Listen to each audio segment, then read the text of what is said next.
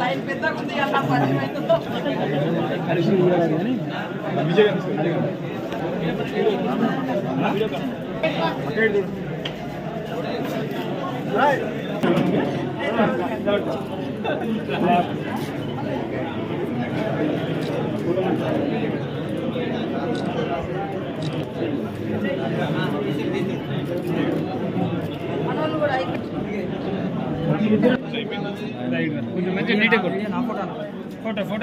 తారీఖు నాడు దేశవ్యాప్తంగా మరి ప్రపంచవ్యాప్తంగా కూడా ఉన్నటువంటి భారతీయులందరూ కూడా అక్కా చెల్లెళ్ళు అన్న తమ్ముళ్లకు ఎంతో ఆత్మీయతతో ప్రేమతో మరి రాఖీ కట్టి రక్షాబంధన్ నిర్వహించుకుంటా ఉన్నారు.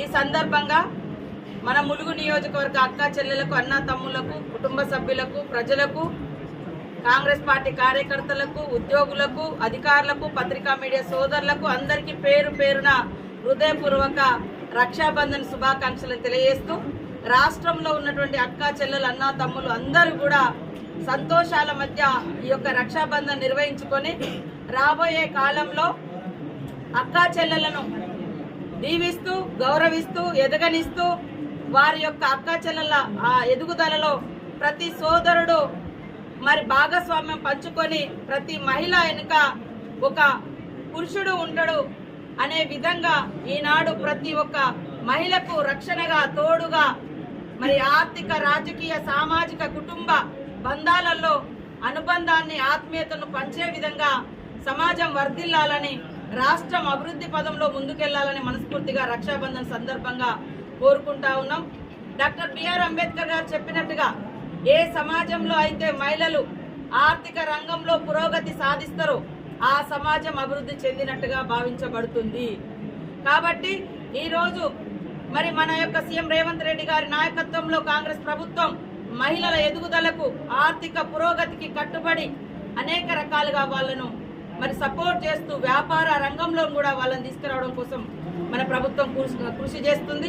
ఈ సందర్భంగా అక్కా చెల్లెలు సీఎం రేవంత్ రెడ్డి గారి ప్రభుత్వాన్ని దీవించాలని తోడుగా ఉండాలని మనస్ఫూర్తిగా కోరుకుంటా ఉన్నాం. అదేవిధంగా సమాజానికి అదేవిధంగా మా సోదరులకు అందరికీ కూడా ఒక విజ్ఞప్తి.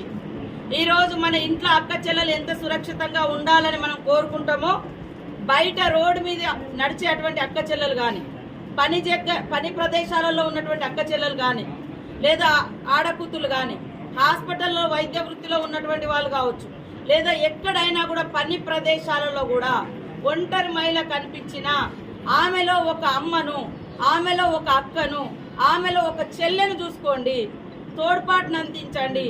వాళ్ళ కష్టాలలో కన్నీళ్ళల్లో వాళ్ళ యొక్క మరి ఎదుగుదలలో మనం తోడుగా ఉంటామనే ఒక మంచి సాంప్రదాయాన్ని కలిగినటువంటి మన దేశము మహిళల్ని పూజించే దేశంలో మరి రోజు రోజుకు అత్యాచారాలు హత్యలు లైంగిక వేధింపులు కూడా పెరిగిపోతున్నాయి. కాబట్టి మన ప్రభుత్వం ఖచ్చితంగా దోషులను కఠినంగా శిక్షిస్తూ ఉంది. ఎప్పటికప్పుడు ఏ క్షణం కూడా అవకాశం ఇవ్వకుండా ఎలాంటి నేరాలు ఉంటే దానికి తగ్గట్టుగా ఉన్నటువంటి సెక్షన్స్ ఆధారంగా యాక్ట్ ఇంప్లిమెంటేషన్ చేసి వాళ్ళని శిక్షిస్తూ ఉన్నాము.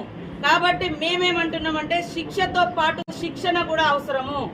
ఈరోజు మహిళల పట్ల అసభ్యంగా ప్రవర్తించి హత్యలు చేసేవారి పట్ల వేధింపులు చేసేవారి పట్ల అత్యాచారాలు చేసేవారి పట్ల కఠినంగా ప్రభుత్వం అమలు చేస్తే చట్టాలను శిక్షిస్తాం.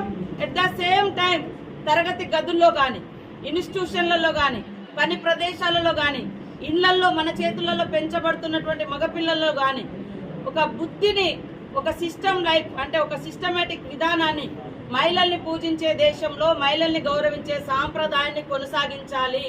ఎప్పుడు కూడా ఇతర మహిళల పట్ల చులకన భావము లైంగిక వేధింపులు హరాస్మెంట్స్ మహిళలను ఎత్తుకెళ్లి అపహరించి మరి వివిధ ప్రదేశాల్లో అమ్మడము ఇలాంటి నీచమైన వాటికి పాల్పడద్దు. ఇది మంచిది కాదు ఒక తల్లి కడుపులో పుట్టినటువంటి బిడ్డకు అనేటువంటి మెసేజ్ను కూడా మనము ఈ రక్షాబంధన్ సందర్భంగా మరి సమాజానికి అందివ్వాల్సిన అవసరం ఉంది. కాబట్టి నాకు గత 20 సంవత్సరాలుగా రాజకీయ రంగంలోకి వచ్చిన కాడ నుంచి నాకున్న ఏకైక సోదరుడు మరి మరణించడం జరిగింది. కానీ ఆ రోజు నుంచి ఈ రోజు వరకు ఉద్యమంలో ఉన్నప్పుడు ఉద్యమకారులు సోదరులుగా భావించినాము. ఈరోజు మరి రాజకీయ రంగంలో వచ్చిన తర్వాత నాతో కలిసి పనిచేసి నా అడుగులో అడుగేస్తూ నా అపజయాల్లో, నా విజయాల్లో, నా కష్టాలలో, నా కన్నీళ్లలో నాకు అన్ని రకాలుగా తోడుకుంటున్నటువంటి మా ములుగు నియోజకవర్గ ప్రజలకు, కార్యకర్తలకు, నాయకులకు, అభిమానులకు, ఉద్యోగులు, పత్రికా మీడియా సోదరులందరూ కూడా ఈ నియోజకవర్గమే నా కుటుంబం, నా సోదర భావం అనే ఉద్దేశంతో ప్రతిరోజు అంటే ప్రతి రాఖీ సందర్భంగా మరి ముందస్తు రాఖీ నిర్వహించుకోవడం మాకు గత కొన్ని ఏళ్లుగా ఆనవాయితీగా వస్తుంది.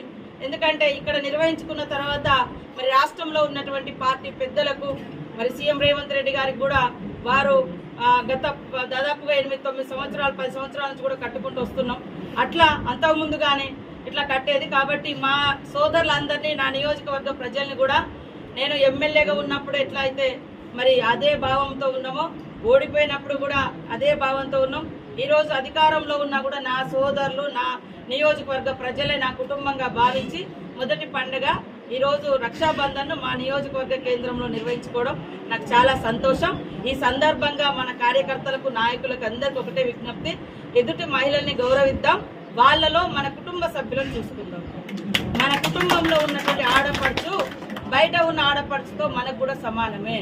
కాబట్టి అందరినీ గౌరవించి కాపాడుకుందాం, ఎదగనిద్దాం, రక్షించుకుందామని ఈ సందర్భంగా పిలుపునిస్తాం.